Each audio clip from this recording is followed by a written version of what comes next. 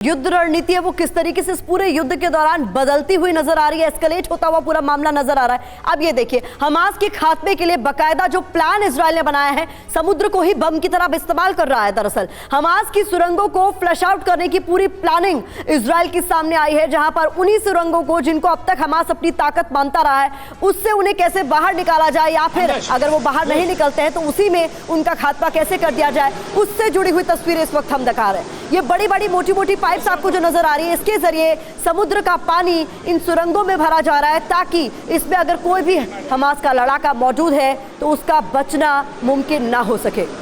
Hamas की सुरंग में इजराइल का समुद्र बम, उससे जुड़ी हुई तस्वीरें आपको दिखा रहे हैं और ये समझाने की कोशिश कर रहे हैं कि किस तरीके से इजराइल इस पूरे टनल का जो टेरर नेटवर्क है उसको खत्म करने के लिए आगे बढ़ रहा है।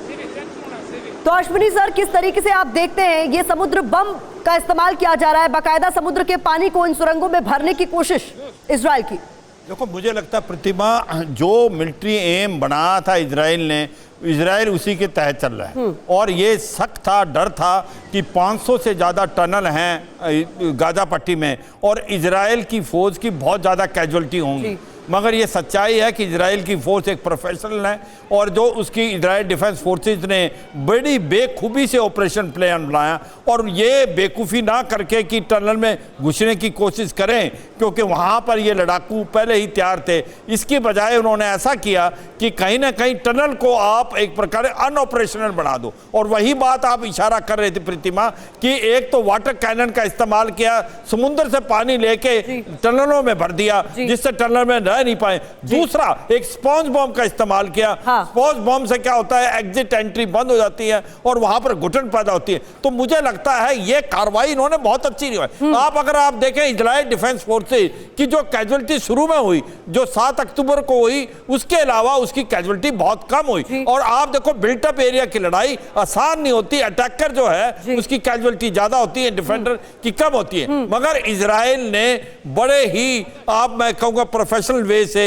इजराइल वो हम लगातार दिखा भी रहे हैं। मगर एक चीज का ध्यान रखो, मुझे लगता है जो हमास है वो जो टाइम बाय करने की कोशिश कर रहा है ना, ये एक बड़ी सोची समझी साजिश है कि किसी तरीके से उसको 4 दिन मिले, 4 दिन मिलके। ठीक है सर, यहाँ पर यह भी महत्वपूर्ण हो जाता है अपने दर्शकों को बताना कि अब तक जिस तरीके से सुरंगों के खिलाफ पूरा ऑपरेशन छेड़ा हुआ है आईडीएफ के जवानों ने और इन हमास लड़ाकों को खत्म करने की पूरी प्लानिंग है, उसके तहत ये बड़ी जानकारी भी सामने आई कि अब तक करीब 400 टनल्स को पूरी तरीके से खत्म कर दिया गया है। तो किस स्ट्रैटेजी की तरफ आगे बढ़ते हुए इनको देखा जा रहा है, राठौर सर, ये भी समझना जरूरी होगा, जिसके लिए अलग अलग तरीके अपनाए जा रहे हैं, जैसा कि जिक्र किया गया, स्पॉन्ज बॉम्ब का इस्तेमाल हो या फिर अब समुद्र का पानी इन सुरंगों में छोड़ा जा रहा है। देखिए प्रतिमा, समुद्र का पानी सबसे आसान है क्योंकि ये पूरा इलाका मेडिटेरेनियन सी के पास है, मीन सी लेवल पे है और ये सुरंगें 20 मीटर नीचे हैं। तो मीन सी लेवल से जैसे पानी छोड़ा जाएगा तो इसमें दौड़ के भरेगा, और इसके भरने से क्या फ़ायदा होगा कि जहाँ जहाँ सुरंग गई है वहाँ से पानी बाहर निकलेगा, और वो पानी निकलने से आप सुरंग को ट्रेस आउट कर सकते हो।